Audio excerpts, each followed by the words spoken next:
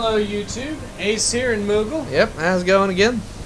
Today we, had a bit of an interesting thing. We just got done watching the live stream from EA's Play, where they were showcasing the Battlefield 1 trailer, the new Battlefield 1 trailer, and some gameplay from one of their maps. And Moogle, what's your thoughts? Man, it looks amazing, really. And I love all the physics they put in, and I mean, it really is looking like it's going to be an amazing game.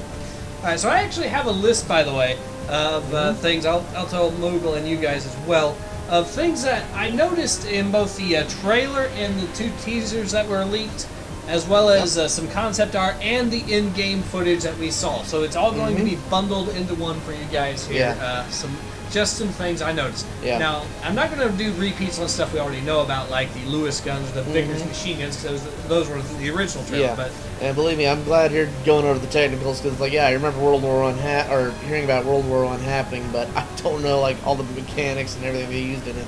Well, other than tanks. But. Well, in my case, my experience comes, first of all, I've studied the war for a long time, but part of it's also the fact that I was actually part of the Battlefield 1918 development team for that mod.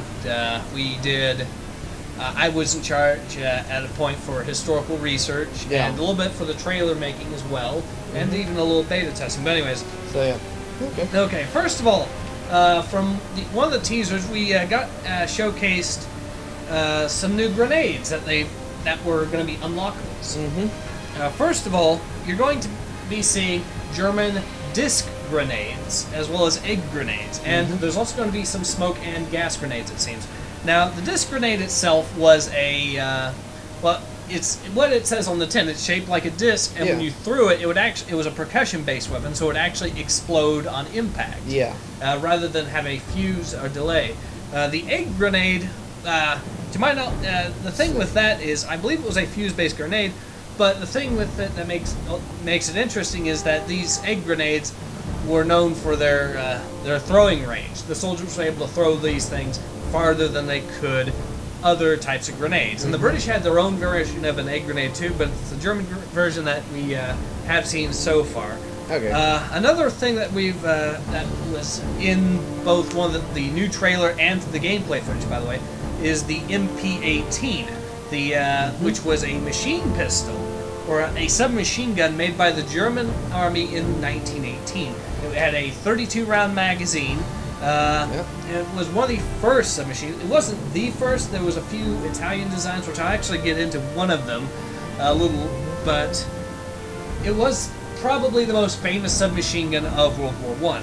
Now, moving on to the Italian design, the one that we've seen so far in it, it's called the Automatico M1918. Its actual name is the Beretta 1918. This thing was, you could arguably say it was a successor to an earlier Italian design called the Villa Perosa, which was a very unique, one-of-a-kind submachine gun that existed in the war. This thing, however, was a far more practical design, and it was made basically a few weeks before the German design started coming out. Now, as far as some of the other equipment, they did showcase a few semi-automatic rifles. One of the ones that they showcased was the Mondragon 1910, and it was specifically the 10-round version, because they made a 10-round with, and they also made a 20-round with a detachable box magazine, and then a 100-round, I believe. Light machine gun variant. So 3 variants. The thing is, Mondragon 1910 was, believe it or not, it was a Mexican-designed, Swiss-built rifle that saw use in the German army. That's a combination for you. Well, the reason is, at the time, the Mexican officer Mondragon, I think Colonel Mondragon was his name, was actually a pretty innovative rifle designer, but Mexico did not have adequate industry at the time to make such an advanced weapon. So they saw Switzerland, and Switzerland agreed to make the weapon for them. And when World War I came around, of course, the Germans were short on weapons. They needed anything they could get, along with most of the other participants. So these were lent to the German armies. Primarily, they were used by the German observation balloonists and things like that. Another semi-automatic rifle that they showcased was the Winchester 1907, M1907. This one is actually the French version. There's also a British version and an American version that I'm familiar with, but it's the French version because it's featuring a 20-round detachable box magazine, which the French came in both 15 and 20s, and that's a unique feature for their particular thing. Now, as for the Zeppelin, something that a lot of people were kind of interested in, the Zeppelin is going to be given in some maps to the losing team. So you can have British Zeppelins along with German Zeppelins. Yeah. And it depends on who's winning and who's losing. Yeah. It'll be interesting to see the French Zeppelin, too. Yeah, it'll probably... And I'll actually be going into that a little bit more. But also something else with the Zeppelin is that it will actually impact the map if it actually goes down. Now, what are your thoughts on that? Oh, man, that... I mean, watching that as an actual feature is interesting because it goes down, or once you've taken it down, I guess it lands. It causes it'll cause damage to whatever buildings are around, or even the ground, and I guess will then leave the husk. Suddenly you've got this wreck of metal and whatever, and now you have to run around it. It really, I mean, when I saw that, it's okay, that's an interesting game changer. And Unlike what was if it was one of the Call of Duty games or where they had the what was it, the stupid gunship that would show up after a while. Probably Call of Duty with the kill streaks. But it was the kill streak Call of Duty thing, and it was okay, this guy is won so many. Now he's got a gunship that's killing everybody. Yeah. And this is actually a great dynamic because now the losing team gets a Zeppelin. Okay, this should be interesting. Yep. Okay, so some of the other things. There's going to be a vehicle tanker class that they mentioned. Now, they've mentioned this before, but one of the things that they also mentioned with this is now you can actually self-repair the vehicle while still inside of it. That way you don't have to jump out and... smack it a bunch of times or something like that. Well, jump out and risk getting shot while you're...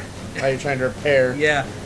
So parachutes are going to be in, which, well, it's kind of interesting for considering that parachutes weren't that common in World War I. I mean, they were used for observation balloonists, and the German Air Force used them, but they weren't that commonly used. But it is nice, if you are the guy in the Zeppelin and it's going down, you can jump out, go up and get your parachute out and land safely. Okay.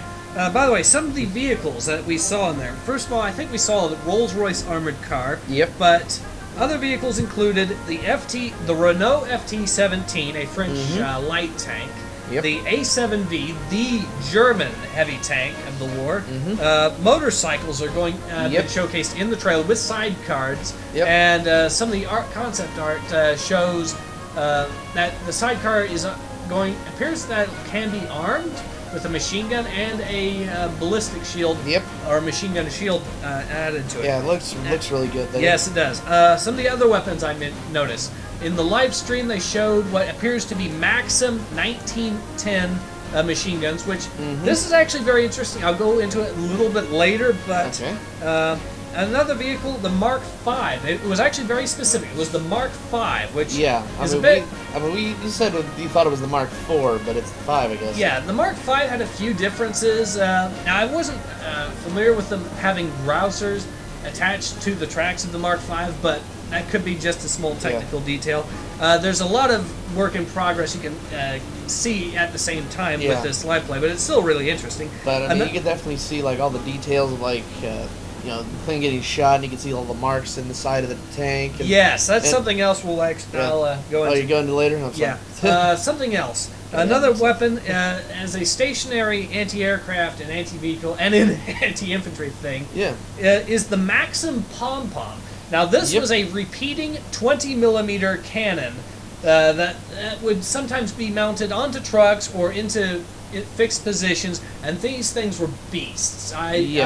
I've played with a few of them in Battlefield 1918. They're fun to use typically, but some of the other stuff. Some of the light machine guns that we've seen. The Germans in one of the teaser trailers gets the Bergmann 15. Now this was not very commonly issued, but it was an air-cooled light machine gun used by the Germans. Yeah. Some of the, and it was lighter option to the MG0815.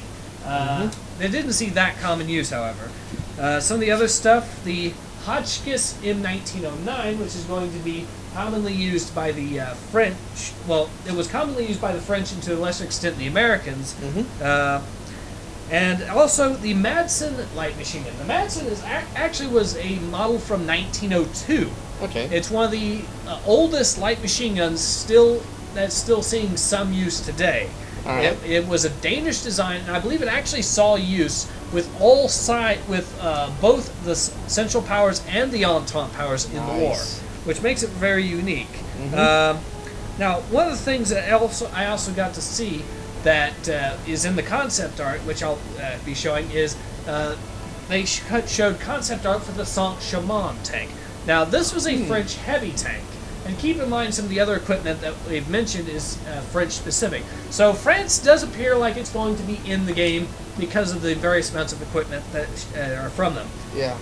Something else that we've noticed was the dynamic weather in the live stream. Moogle, why don't you take it away? Oh, God. Well, like, first, or one of the maps that we got to see, I mean, they did, like, 2 of them where the dynamic weather actually happened, but, like, the first one, it was them in the middle of this countryside, and suddenly you get this rolling rainstorm that rolls through, and just seeing like all the mud effects, seeing the actual water effects off the guns, and seeing like how it actually affects everything there. I mean, that looked really good. But the third map they played on, where you got to see the fog rolling, and suddenly you can't see squat. I mean, like the Zeppelin guys. Well, guess what? Now they have to just look at like little bursts of light that might be a guy that's down there that they have to shoot off or shoot at.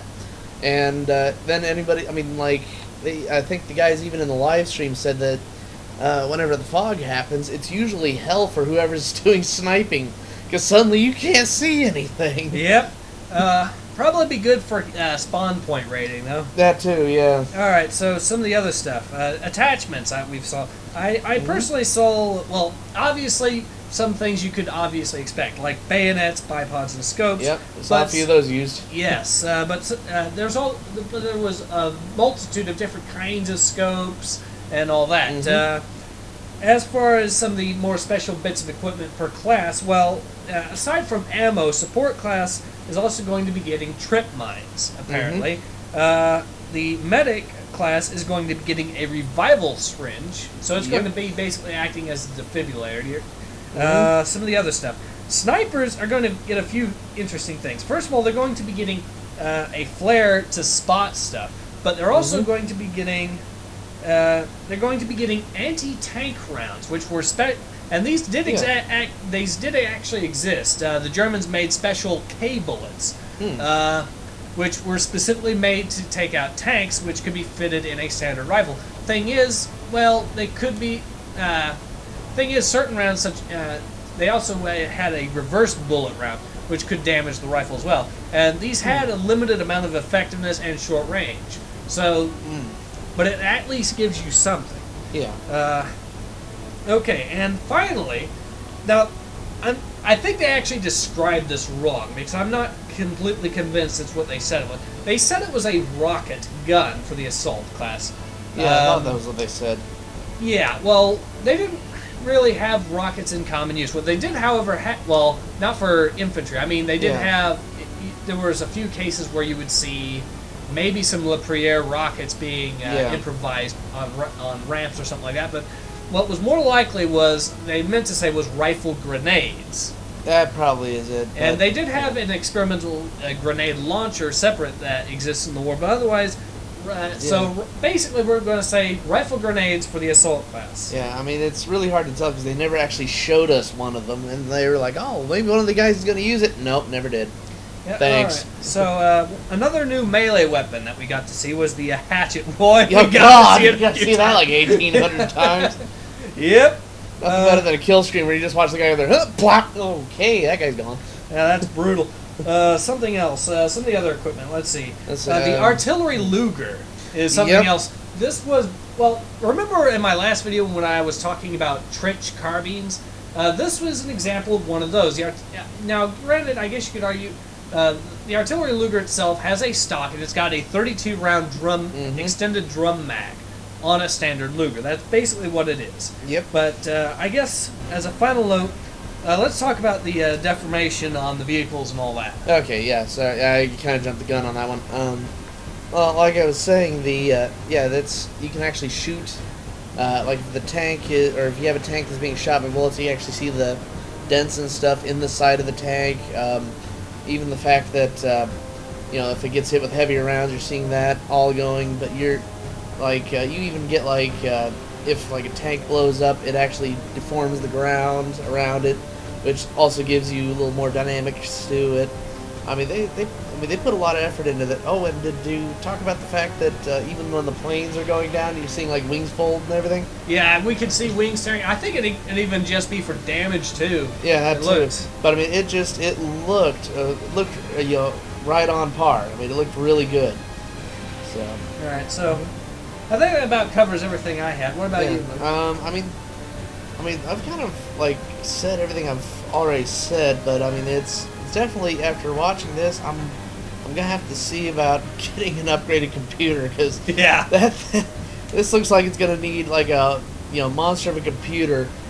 Either that or I need to go out and get an Xbox One, but I don't know. We'll see what we got. But it's just the fact that this game has got me actually excited for a Battlefield game, and I don't think I've ever been that excited for a Battlefield game. Yep. Well, I think, since that's about everything, Ace here. And Moogle. And we will see you again soon. Yep.